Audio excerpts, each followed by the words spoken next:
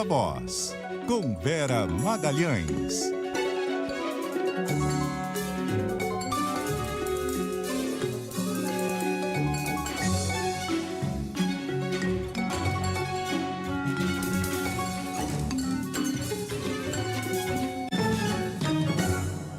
Olá, boa noite. São 6h04. Está no ar o Viva Voz. A gente vai trazer sua dose diária de informação, de análise, de bastidores sobre os principais fatos do Brasil e do mundo, da política e da economia. Boa noite para você, Carol Moran. Oi, Vera. Boa noite para você, de novo para os ouvintes. Presidente Lula saiu disparando umas cobranças por aí, né? Contra o IBAMA, Banco Central, gerou mais certa saia justa.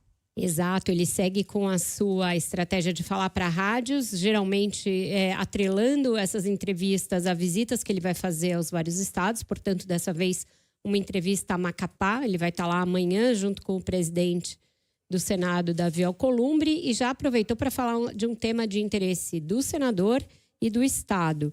Mas já tem resposta. Quem traz as informações para a gente é a Ana Carolina Tomé. Boa noite, Ana.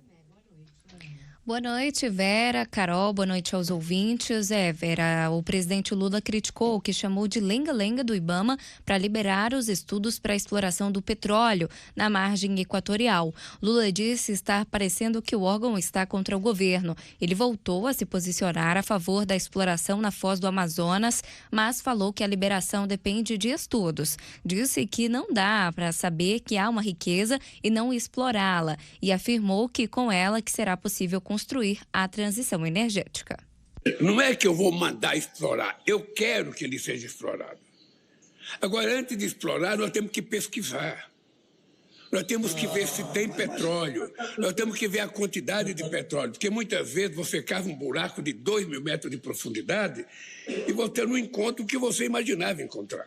Então, o que talvez a semana que vem ou essa semana ainda vai ter uma reunião com a Casa Civil, com o IBAMA, e nós precisamos autorizar que a Petrobras faça pesquisa. É isso que nós queremos. E depois a gente vai explorar, é outra discussão. O que não dá para a gente ficar...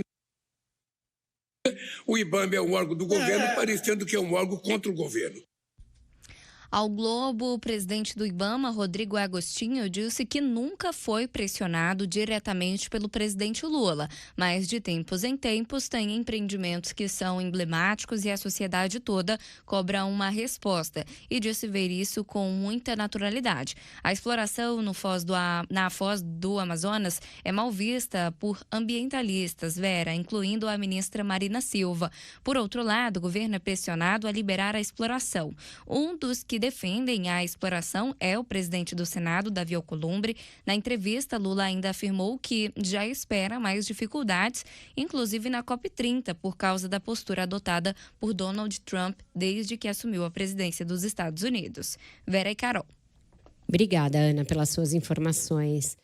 Carol, a cada dia o presidente avança um pouco nesse assunto, né? Ele já disse que tinha conversado com o Davi Alcolumbre a esse respeito, que tinha se comprometido com ele, e agora ele foi um pouco além ao criticar publicamente o IBAMA, um órgão técnico do seu governo, ligado à ministra Marina Silva, e deixou claro o que ele vai cobrar do órgão nessa reunião da próxima semana, em que vai estar também o ministro da Casa Civil, que é outro favorável à ideia de exploração de petróleo lá na margem equatorial. Então, vai ficando sem muito espaço para que Marina e o presidente do IBAMA resistam. Argumentos técnicos não parecem suficientes para dissuadir o presidente da ideia de que tem que sim autorizar pelo menos a pesquisa da viabilidade de extrair petróleo ali naquela região.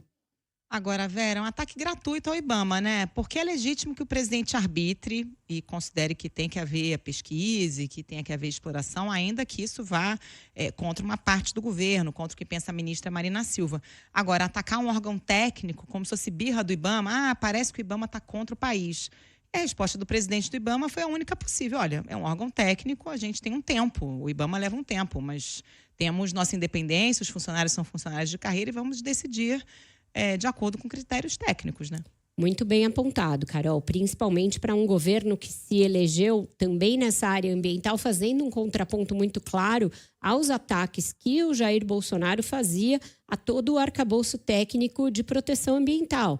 Então, ele destruiu uma boa parte do arcabouço do próprio IBAMA, anulou multas, não cobrou multas que o órgão tinha aplicado, sucateou o órgão, não renovou o seu quadro de pessoal, fez a mesma coisa nos outros órgãos ligados ao Ministério do Meio Ambiente, sempre investiu contra a ideia de todo o mapeamento feito ali pelo PRODES e pelos outros sistemas de desmatamento, questionava os números, negava a importância de se fazer aquele mapeamento. Então, a gente sabe toda a luta que foi empreendida pela área ambiental para tentar fazer prevalecer a ciência, tentar fazer prevalecer os dados, as evidências no governo Bolsonaro. E o Lula se elegeu prometendo virar essa página. E na primeira oportunidade ele usa, inclusive, um termo muito pejorativo que lembra o Bolsonaro também, porque o Bolsonaro falava que tudo era mimimi, e lenga-lenga e mimimi podem ser lidos como sinônimos nesse caso. Então, muito ruim essa manifestação do presidente, essa falta de paciência que ele demonstra, também mostrando uma pressa de fazer ali a vontade do presidente do Senado, Davi Alcolumbre. Ele espera contar com Alcolumbre como um aliado, então fica muito nítido que ele está vinculando uma decisão que deveria ser técnica e que é muito estratégica para o país a uma contingência política imediata de alguém que, uma vez percebendo que tem toda essa ascendência, que tem todo esse poder, não vai deixar por menos, vai sempre pedir mais, porque isso é da natureza do Davi Alcolumbre. Você já abriu falando das falas do Lula também a respeito do Banco Central, que têm sido recorrentes e parece que não vão cessar nem agora que o Gabriel Galípolo assumiu a presidência do BC. Está com a gente aqui no estúdio, o Guilherme Muniz, porque hoje o próprio Galípolo participou de um evento em que falou a respeito da missão do BC de combater a inflação, de como isso vai ser feito. E ele usou uma palavra, Muniz, tantas vezes que me deu a impressão de que ele sim está desconfortável. Boa noite para você. Boa noite, Vera, Carol, todos os ouvintes. Ao que tudo indica, tem um certo desconforto mesmo no ar, porque é uma missão complicada, né? Essa de conseguir controlar essa inflação. Tem as críticas do presidente Lula. Vou começar então contando que sobre essa manifestação do Gabriel Galípolo, presidente do Banco Central. Ele disse que a inflação vai seguir alta, sim, para as famílias e empresas no curto prazo. Com isso, sinalizou que a taxa básica de juros da economia brasileira também vai continuar elevada, por isso que eu disse que é uma missão difícil aí pela frente. Lembrando que na última reunião do Comitê de Política Monetária do Banco Central, teve o aumento da Selic para 13,25% ao ano e também a indicação de que uma nova alta vai acontecer no mês de março, na próxima reunião. O aumento da Selic é a ferramenta usada ali para controlar a inflação que está sendo provocada em especial pelo consumo. E aí nessa palestra no Instituto Casa das Garças, Galípolo destacou que o Banco Central vai ter cautela ao analisar os sinais de desaceleração que foram emitidos pelos dados recém-divulgados de atividade, como os dados de mercado de trabalho, inflação e de setores econômicos. Mas ele reconheceu que o momento é desconfortável, aí a palavra que você mencionou, em termos de inflação e de juros. Tanto se você pegar uma série histórica, considerando taxa de juros real ou esforço monetário sobre a neutra, estamos caminhando para um patamar bastante elevado do ponto de vista de aperto monetário. E aí, dentro do nosso cenário base, a partir daqui você passa a assistir um processo de desaceleração. É lógico que você assiste um momento, ou deve passar por um momento no curto prazo, que é um momento desconfortável para a sociedade como um todo, para as empresas e para as famílias, que é um momento onde a inflação deve seguir num patamar fora da meta. E mais cedo, Vera, em entrevista à Rádio Diário de Macapá, o presidente Lula falou sobre esse assunto. Ele disse ter certeza que Galípolo vai consertar a taxa de juros do Brasil, mas disse que é preciso dar o tempo necessário para isso. Eu tenho certeza que o Gabriel Galípolo vai consertar a taxa de juros nesse país e nós só temos que dar ele o tempo necessário para fazer as coisas. Ele não poderia entrar e dar um cavalo de pau. Bom, estamos a 180 por hora, vamos voltar para 30. Não, é preciso, sabe, que vá com cuidado para que a gente não dê uma trombada. E eu confio muito... Eu posso te dizer, viu, Luiz, que possivelmente o Galípolo passe para a história como o melhor presidente que o Banco Central já teve em toda a história. Lula ainda atribuiu esse atual patamar elevado da taxa básica de juros ao ex-presidente do Banco Central, Roberto Campos Neto, tentando trazer um pouco menos de desconforto nessa situação toda, viu, Vera? Pois é, a fala dele foi: eu acho que o Roberto Campos Neto, na verdade, foi um cidadão que teve um comportamento muito anti-Brasil no Banco Central. Ele era um cara que falava mal do Brasil o tempo inteiro, passava descrédito para os empresários, inclusive no exterior. Isso é uma coisa que o presidente da República não deveria fazer, né? Tá criando uma figura de um vilão, personificando isso no ex-presidente do Banco Central, algo absolutamente desnecessário. Não tem mudança nenhuma da política monetária implantada pelo Roberto Campos Neto para essa que está sendo feita para o Galípolo. Ele ainda joga uma carga sobre o Galípolo que deve ter gerado um baita desconforto, porque ele estava mostrando o quanto estava ali pressionado nessa fala dele que o Muniz acabou de trazer para a gente. Ele vai consertar. O presidente mostra que ele está ali tutelando o presidente do Banco Central, tentando tutelá-lo, que está pondo um prazo para ele agir da maneira que ele, presidente da República, espera e acredita, sem se dar conta de que o próprio Galípolo deixou claro que a inflação precisa estar controlada para que o Banco Central mude a sua política. Então, não é só que ele não deu um cavalo de pau no que o Roberto Campos Neto fez. Ele tem demonstrado que não vai fazer isso nem num horizonte próximo, nem num futuro que vai pelo menos até junho, porque ele acha que no relatório de inflação de junho, a inflação ainda vai aparecer desancorada. Então, até onde o Lula pode chegar nessa pressão, nesse aperto, nessa coisa meio de colocar a mão em cima da cabeça de uma forma absolutamente desrespeitosa com a própria autonomia do Banco Central e dizer: o Gabriel Galípolo vai consertar. Então, ele fulaniza o Galípolo, fulaniza o Roberto Campos Neto, como se a política monetária do Banco Central dependesse de fulano ou beltrano, e não é dessa maneira. A política monetária do Banco Central depende do que o Banco Central tem como sua missão precípua, que é trazer a inflação para a meta que foi definida não pelo Banco Central. É importante que diga isso. Quem define a meta de inflação é o Conselho Monetário Nacional, que é formado por 2 ministros do presidente Lula, Fernando Haddad, Simone Tebet, e aí sim o presidente do Banco Central é o 3º assento. Então está tudo errado, uma fala absolutamente irresponsável, porque se não tivesse uma calmaria agora no mercado, isso mexeria de novo com o dólar e jogando uma carga de pressão sobre um presidente do Banco Central que acabou de assumir, e além de fazer ataques absolutamente fora do tom a um que acabou de sair, que mostram que o presidente não tem o menor respeito pela ideia de autonomia da autoridade monetária, Carol. Mais uma vez fica criando um vilão externo, né? No caso do meio ambiente é como se o vilão fosse o IBAMA, no caso da economia é como se o vilão fosse o Banco Central. E essa pressão sobre o Galípolo já gera uma expectativa que possivelmente ele não vai conseguir entregar, né, Vera? Porque a gente já falou ontem que a pressão inflacionária continua.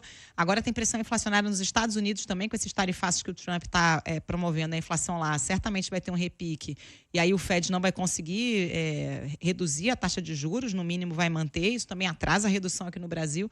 Então, me encomenda que o Galípolo vai ter muita dificuldade de entregar, né? O tom dele nesse evento do qual o ministro trouxe as falas mostra. É alguém impressionado de todos os lados. Ele faz até esse eu consigo entender que as famílias estão desconfortáveis e tal. Mas ele mostra o quê? Que ele, no curto prazo, realmente não tem o que fazer. Ele tem que seguir com a política monetária tal e qual ela está sendo feita. Então, o presidente não tem necessidade de fazer isso. E, aliás, não é muito inteligente ficar mantendo esse assunto sempre em pauta, porque aí fica eternizando essa ideia de que ele está em guerra com o mercado, de que o governo está pressionando o Banco Central. Vira essa página, não está voltando a viajar, não está querendo fazer uma nova relação com o Congresso, investe nisso. Investe em mostrar, olha, o governo está aqui, está entregando a sua meta fiscal, investe em viabilizar o Pé de Meia, que é o único programa novo desse governo e que está aí com essa situação, as voltas com a decisão do Tribunal de Contas da União quanto ao seu financiamento. O presidente não vira as páginas que são ruins para o seu próprio governo, é impressionante. E isso com, aí sim, o inimigo externo verdadeiro, Donald Trump, pintando e bordando, fazendo coisas todos os dias, e o Brasil deveria estar focado também em ter uma estratégia coesa e inteligente para encarar essa turbulência do Trump. Quem falou a respeito hoje foi o vice-presidente Geraldo Alckmin, quem traz para a gente como estão sendo essas primeiras reações à ideia de tarifaço e outras ideias do Trump, é a Isa Staciarini. Boa noite para você, Isa. Oi, Vera, muito boa noite a você, a Carol, a todo mundo que nos acompanha, o vice-presidente Geraldo Alckmin, que também é ministro do Desenvolvimento, Indústria e Comércio, indicou mais cedo, Vera, que o Brasil pode negociar com os Estados Unidos a adoção de cotas para tentar reverter o impacto da taxação do aço e do alumínio em 25%. Por meio desse sistema de cotas, o Brasil poderia fechar um acordo para estabelecer uma quantidade de exportação do produto sem precisar pagar uma íntegra da taxação. Lembrando, esse foi o mesmo caminho adotado lá em 2018, quando no primeiro mandato o Donald Trump também estabeleceu tarifas sobre o aço, mas depois abriu cotas para que o produto fosse exportado até um determinado volume sem o pagamento, mas logo depois recuou de aplicar a taxação. Alckmin disse que conversou com a embaixadora do Brasil lá nos Estados Unidos para viabilizar um contato com o governo norte-americano, mas aguarda a nomeação de funcionários para o órgão americano que é responsável por tarifas de importação para poder negociar. Alckmin frisou que o Brasil está aberto ao diálogo e que o governo federal busca alternativas, entre elas estabelecer as cotas. Nós estamos abertos ao diálogo, as cotas são um bom caminho. Quando atrás foi aumentado o imposto alíquota do imposto de exportação, foram estabelecidas cotas. É um mecanismo inteligente, essa é uma boa solução. O caminho é o diálogo, nós estamos abertos aí, tem várias alternativas. Uma delas é o estabelecimento de cotas. Além do sistema de cotas, uma outra alternativa discutida é a possibilidade do Brasil pedir para entrar em uma lista de exceção. Alckmin foi questionado, Vera, se o governo desistiu de aplicar a reciprocidade contra os Estados Unidos, que foi cogitado pelo presidente Lula na semana passada, mas o vice-presidente pregou cautela, falou na necessidade de diálogo e negou qualquer guerra tributária. O ministro da Casa Civil, Rui Costa, disse ainda que o governo só vai se manifestar quando tiver um caminho estabelecido. Isso vai ser tratado no momento adequado com o MDIC. Haverá uma manifestação no momento adequado sobre isso. Alckmin frisou que a taxação não foi contra o Brasil e que foi imposta para todo mundo. Ele frisou que os Estados Unidos são um importante parceiro comercial do país e que tanto o Brasil quanto os Estados Unidos têm uma relação diplomática de 200 anos que vai continuar, Vera. Obrigada, Isa, pelas suas informações. Você volta mais tarde, que eu sei que você está com apurações novas aí sobre outros assuntos. A gente volta a te chamar ainda no decorrer do Viva Voz, combinado? Combinado, Vera. É isso, Carol. Depois do nosso intervalo, a gente vai ter uma entrevista a esse respeito, mas falando uma coisa um pouco acessória ali, paralela a esse imbróglio que o Brasil vai ter que descascar com o Trump, o Geraldo Alckmin tem me parecido, nos últimos dias, bem mais proativo, procurando falar de questões referentes ao Ministério do Desenvolvimento Econômico, se colocar à frente aí dessa situação, inclusive para tentar construir uma estratégia para o Brasil fazer frente à disputa tarifária iniciada pelo Donald Trump. Também em outras questões ele tem se posicionado mais, a questão da inflação de alimentos, ele foi um dos que vieram a público para falar que ela se trata de uma coisa mais sazonal e que é enfim, depende aí de fatores vários e que ela vai caminhar depois para entrar nos eixos. Isso tudo me mostra um vice-presidente bastante cabreiro com essa chuva de ataque especulativo que existe quanto ao seu posto dentro do governo, né? Ele está percebendo que ele está nessa fritura, que o ministério dele virou ali a moeda de troca preferencial para trazer, por exemplo, o ex-presidente do Senado, Rodrigo Pacheco, para dentro do governo. E ele está parecendo que não está gostando nem um pouco disso daí, Carol. E o Alckmin é sempre muito discreto, né? Ele está falando de um assunto que tem tudo a ver com a pasta que ele ocupa, né? Ele não avança assim em temas que estão muito fora da alçada dele, mas nesse tema ele tem que se posicionar realmente, né? Porque afinal de contas, o vice-presidente também está no Ministério da Indústria, que é diretamente interessado, né? Totalmente. Acho que existe uma expectativa, inclusive, da indústria, para que ele se posicione mais.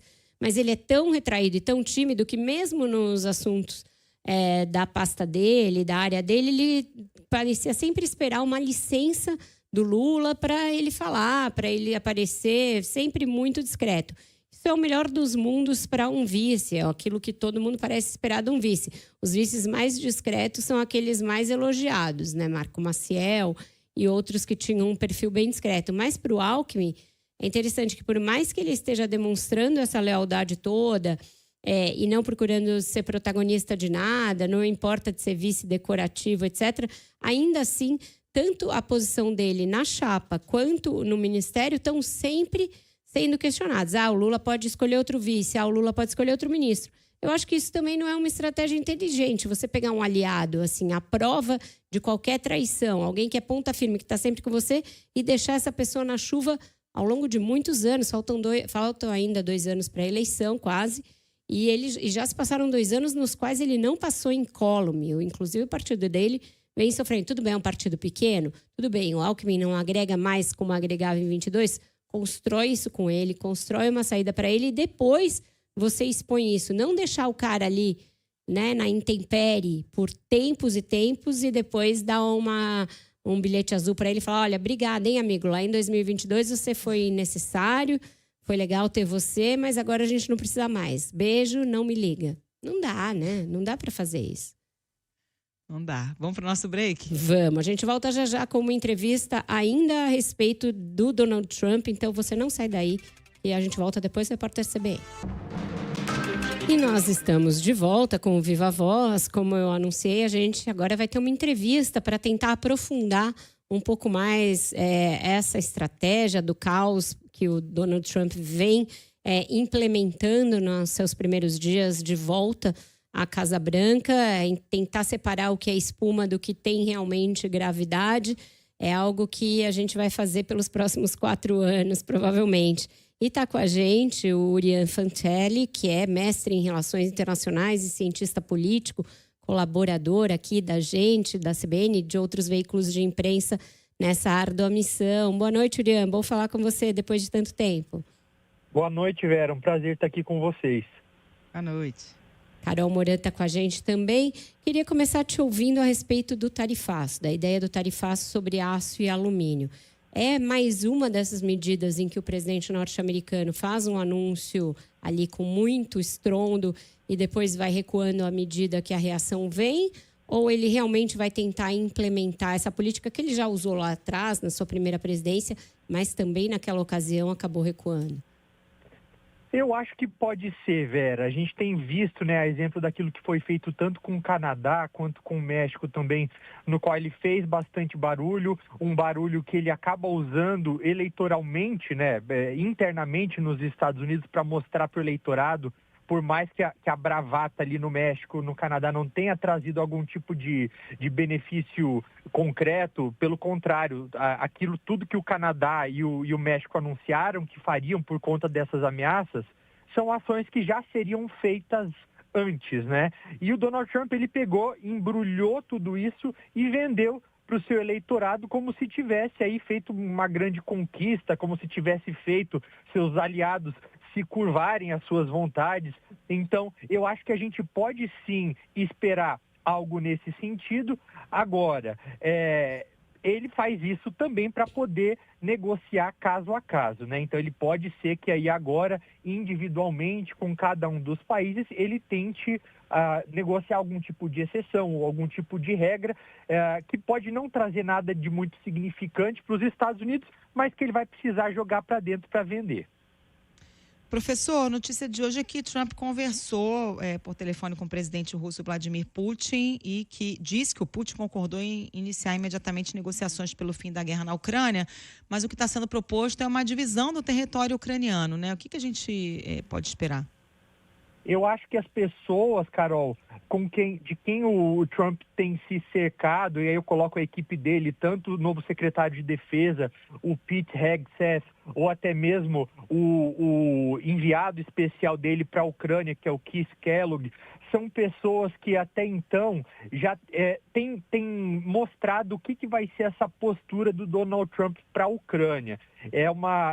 São algumas declarações que eles fizeram até agora. Hoje a gente teve uma declaração do novo secretário de Defesa dizendo, por exemplo, que aquelas fronteiras de até 2014, que vai ser impossível que isso seja, que a Ucrânia volte até essas mesmas fronteiras, né? Ou seja, não vai, por exemplo, em alguma possível negociação agora com os Estados Unidos, conseguir recuperar, por exemplo, a Crimeia. O que foi visto de maneira positiva por grande parte do governo ucraniano, porque as pessoas entendem que agora, pelo menos, isso não significa descartar aquelas fronteiras de 2022, que é quando começou essa versão mais recente da guerra. Então, deve sim, agora, começar a haver um tipo de negociação, mas não deve ser algo rápido como o Trump tinha prometido, né? Muito pelo contrário, ele falou que resolveria essa questão em menos de 24 horas.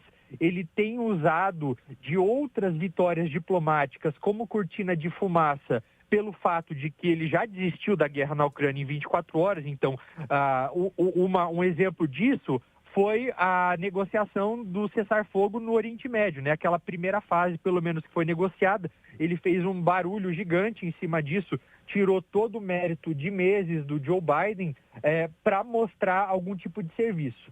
Agora, em relação à Rússia, ele pega também ali alguns elementos para mostrar que ele tem uma relação muito mais próxima com Putin. Então, aí, por exemplo, a soltura de um prisioneiro americano, né, um professor que foi preso em Moscou por um cybercriminoso russo. Então, houve essa troca, houve uma aproximação, uma nova abertura de diálogo entre o Putin e a presidência dos Estados Unidos, que é algo que não acontecia mais agora, ao final, com o governo do Joe Biden, né? Mas essa proximidade, por outro lado, e ela é uma proximidade muito maior do que as pessoas pensam, foi publicado em abril do ano passado um livro do Bob Woodward, que é um jornalista investigativo norte-americano, e foi até a pessoa que ajudou a expor o escândalo do Watergate, que ele falava o seguinte: que o Donald Trump, desde que ele saiu da presidência dos Estados Unidos, ele falou com Putin pelo menos 7 vezes. Então, até chegando em um momento durante a pandemia, quando o Trump enviou testes de Covid para o Putin, porque o Putin estava paranoico, estava com medo de pegar Covid, né? Então, assim, é uma relação que é mais próxima do que os dois lados eles tentam pintar. E o lado negativo disso é que qualquer tipo de acordo que seja negociado beneficiando a Rússia, necessariamente significa que a Ucrânia vai ser prejudicada. Então, uma das coisas que foi falada agora é que a Europa deveria ser quem teria a responsabilidade de dar para a Ucrânia aquelas garantias de longo prazo que ela tanto quer. Porque a Ucrânia entende que até então tudo aquilo que foi negociado com a Rússia, então lá atrás acordos de Minsk I, acordos de Minsk II, isso não resolveu o problema porque não tinha nada que intimidasse o Putin, né? Tanto é que ele sempre voltava, tentava uma nova bravata e invadia. Então, a Ucrânia, os Estados Unidos, está tentando jogar para a Europa a responsabilidade de proteger a Ucrânia, ao mesmo tempo em que a Ucrânia também entende que apenas uma pressão, uma proteção europeia não vai ser o suficiente para conter a Rússia. Então, está ali em um terreno que não é, nesse momento, muito favorável para o Zelensky, que está sendo deixado de lado dessas negociações entre Rússia e Estados Unidos. Agora, Urian, também não é tão pacífica assim essa relação neste momento, porque o Putin, por outro lado, não gostou do ultimato que o Trump deu e da ameaça que ele fez em relação ali à região da faixa de Gaza. nesse assunto, eles estão momentaneamente, pelo menos, de lados opostos. A Rússia está dando a entender que não vai aceitar essa solução radical que o Trump, pelo menos, está dizendo que vai adotar ali no Oriente Médio. E nesse lado, nesse assunto, a China também com muitas reservas em relação a isso. A gente não sabe se eles trataram disso nesse telefonema, mas essa é uma questão que talvez ponha alguma areia aí nessa relação entre os dois países, né? Eu acho que pode ser, Vera. Eu acho que a gente tem que lembrar também que tanto um quanto o outro, Trump e Putin, eles têm sempre que jogar para o público interno e para o cenário internacional ao mesmo tempo também. Vale lembrar que naquele mesmo momento no qual o Netanyahu foi ao encontro do Donald Trump em Washington há alguns dias, né, ele até vendeu isso bastante internacionalmente e domesticamente como uma grande honra, né, o primeiro líder internacional a visitar o Trump nos Estados Unidos. Nesse mesmo momento, o Hamas, uma delegação do Hamas, estava a caminho da Rússia também para se encontrar com Putin e negociar. Isso porque a Rússia, isolada internacionalmente, né, ela tem também tentado mostrar que ela tem uma voz no cenário internacional, que ela tem uma presença diplomática, que ela ajuda em algum tipo de solução. Então, existe sim ali um pé atrás com o receio de que os Estados Unidos brilhem demais agora nesse contexto, né? Esse é o receio do Putin, mas eu acho que todas as declarações feitas pelo Donald Trump até então, até entendo também que tenha havido um outro mini atrito, né? Dá para falar um mini atrito, que foi quando o Trump ameaçou recentemente também a aumentar aquelas sanções contra a Rússia. Não teria, teoricamente, muito mais o que os Estados Unidos fazerem, a não ser que eles resolvessem aplicar aquelas sanções secundárias, ou seja, sanções contra países que compram da Rússia, né? Mas eu entendo que isso foi feito também porque o Trump, depois de chegar no segundo mandato, ameaçando de cara aliados, ameaçando Canadá, México, Dinamarca ali, né, Groenlândia, que faz parte da Dinamarca, o Trump ele precisava também mostrar para o eleitorado norte-americano que ele não estava só pegando leve, que ele não estava só pegando pesado com aliado. Então precisava fazer uma movimentação no sentido de mostrar também que ele é tigrão com Vladimir Putin. Então acabou ameaçando com as sanções, mas o histórico de bajulação, de declarações do Trump em relação ao Putin, em relação à OTAN, eu acho que mostra, deixa bastante claro qual é o posicionamento dele, que é o posicionamento de admiração, né, de gostar dessa maneira como o Putin governa a Rússia e como ele não está nem aí para nenhum tipo de regra do direito internacional. Perfeito. Obrigada por essa entrevista. A gente falou agora com o mestre em Relações Internacionais, cientista político Urian Fancelli. E essa conversa vai ficar nos nossos podcasts, enfim, todas as nossas plataformas digitais. Obrigada por hoje, Urian, e já fica o convite para voltar mais vezes aqui para ajudar a gente a destrinchar essa caixinha de surpresas, Donald Trump. Obrigado, Vera. Obrigado, Carol. Um abraço para vocês. Boa noite, obrigada. E a gente vai direto para Brasília, porque a Isis Tassiarini está de volta, dessa vez com informações a respeito de uma operação da Polícia Federal para investigar ameaças ao presidente Lula. Boa noite, Isa. Pois é, Vera. Um homem morador de Belém, no Pará, foi alvo da Polícia Federal hoje por ameaçar o presidente Lula em publicações nas redes sociais. As mensagens ameaçavam Lula de atentado durante a viagem, Vera, que o presidente vai fazer ao estado na sexta-feira para visitar as obras da COP30 e também entregar obras do Minha Casa Minha Vida. Policiais federais identificaram o homem e cumpriram mandados de busca e apreensão na casa dele hoje lá no Pará. A justiça ainda determinou o uso de tornozeleira eletrônica e a proibição dele de se aproximar dos locais onde Lula vai cumprir a agenda.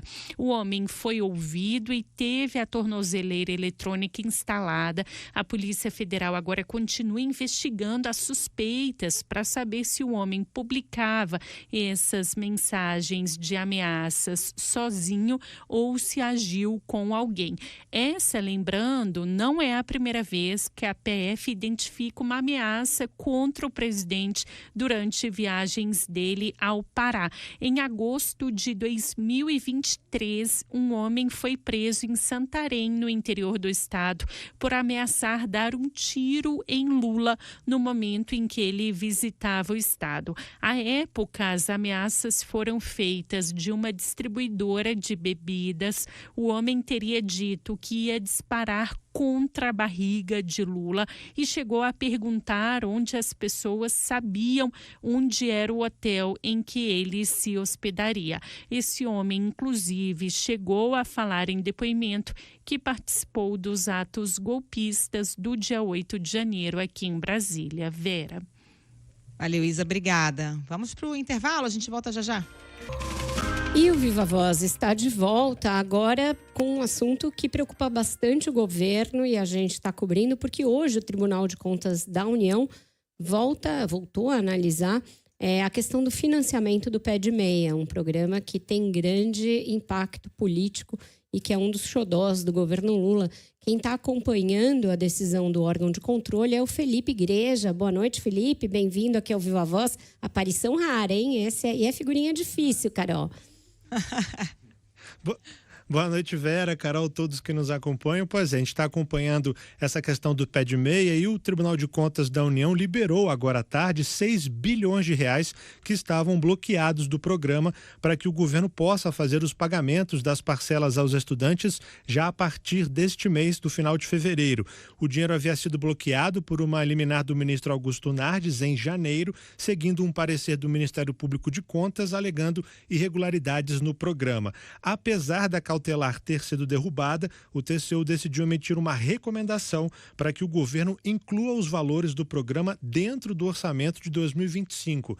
A peça orçamentária ainda está em análise no Congresso e o tribunal decidiu dar um prazo de 120 dias para essa adequação, lembrando que atualmente os recursos do Pé de Meia estão colocados em um fundo privado.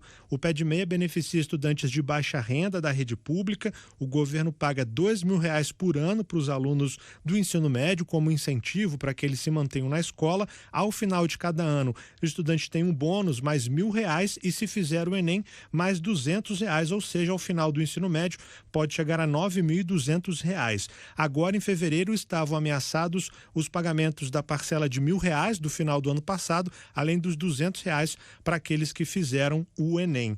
O relator do processo no TCU, o ministro Augusto Nardes, ele havia sugerido inicialmente o prazo de 90 dias para a inclusão do programa no orçamento de 2025 e negou que a corte seja contra a medida. Eu entendo que o programa Pé de Meia é de grande relevância para a nação e, quanto ao mérito, sou favorável. O que nós estamos questionando aqui é o formato de como foi encaminhado toda essa situação, sem passar por uma discussão orçamentária, sendo feito uma destinação de recursos para fundos privados.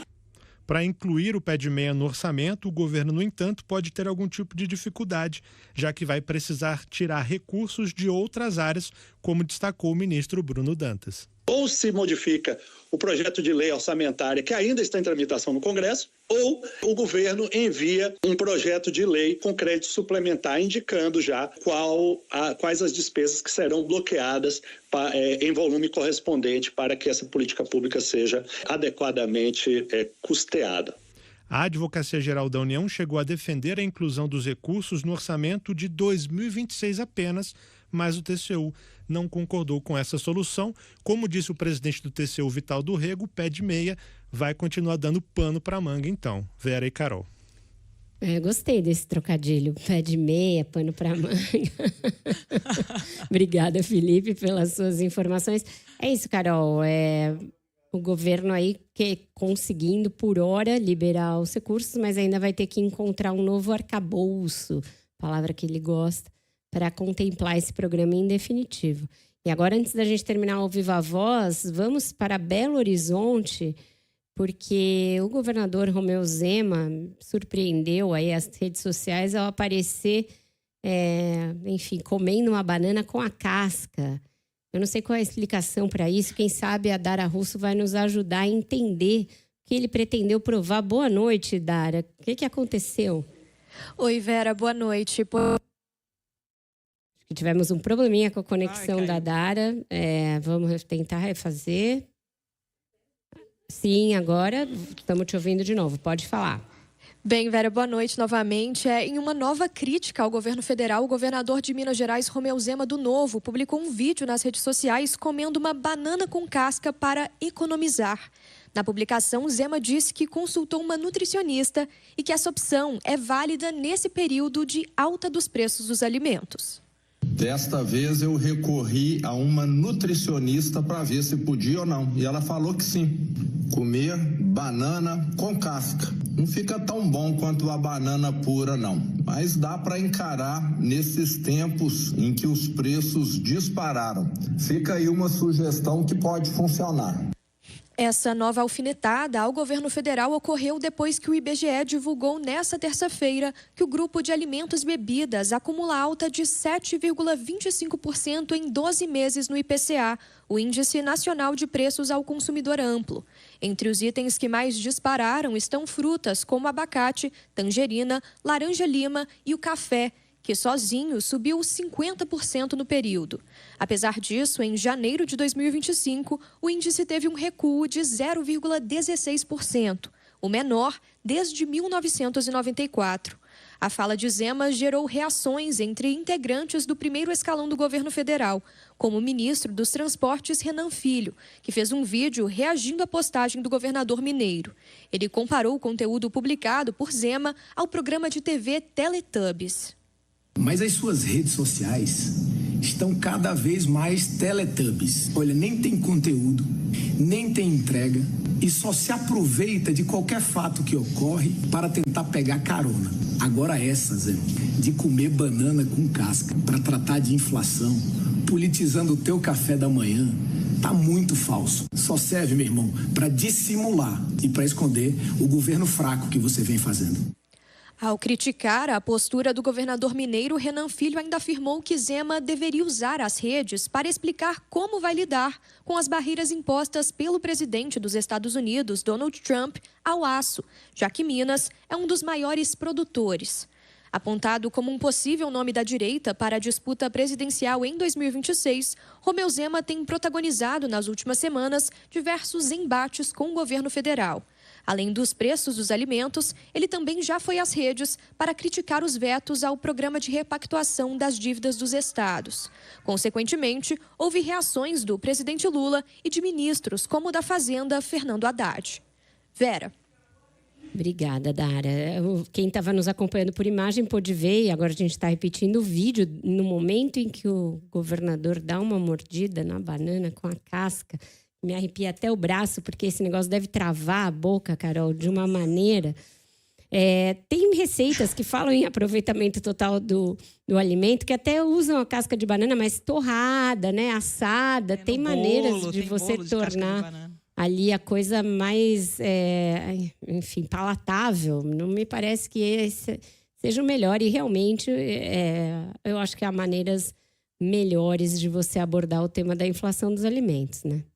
Ai, ficou meio ridículo, né? Comer banana com casca, gente. Muito aflitivo, gente. Eu fiquei com um certo ique. Nervosinho, né? Nervosinho. Tô arrepiada até agora. Eu adoro banana, mas a casca é puxada. Mas hoje a gente vai de música, né? Porque por favor. Não poderia ter outra coisa. Braguinha, já compôs, está quase no carnaval. Essa é uma das marchinhas ainda hoje muito tocadas. E o governador deu uma nova conotação para ela. Solta aí, pessoal. Yes, nós temos banana, banana pra dar e vender. Banana menina, tem vitamina, banana engorda e faz crescer. Yes, nós temos banana, banana pra dar e vender. Ficamos por aqui, Vera? Ficamos, e bom jantar para todos depois disso. E até amanhã a gente volta com Viva Voz às 6 da tarde. Vou ficar uns dias sem comer banana, amiga. Beijo, até amanhã. Não vou nem olhar. Tchau.